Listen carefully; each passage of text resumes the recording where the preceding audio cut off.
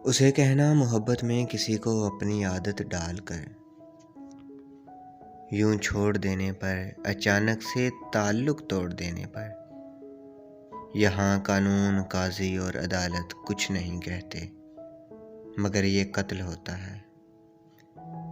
उसे कहना मेरे कातिल जुदाई की कदालों से, जो तुमने कब्र खोदी थी, वहाँ मैं खाक के नीचे अभी तक सो नहीं पाया।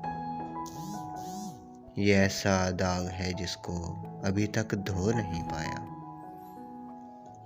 उसे कहना अगर वो लौट कर वापस कभी आए तो मेरी खाक के ज़र्रों पे एक एहसान तुम करना। दोबारा फिर किसी इंसान की हंसती हुई दुनिया को नावेरान तुम करना। उसे कहना वफा के सर को पत्थर से कभी फोड़ा नहीं करते, मोहब्बत डालकर दिल में उसे तोड़ा नहीं करते। किसी का हाथ थामो तो उसे छोड़ा नहीं करते।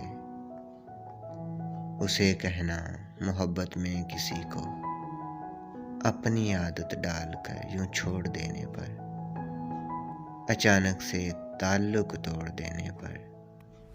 यहाँ कानून, काजी और अदालत कुछ नहीं कहते, मगर ये कत्ल होता है।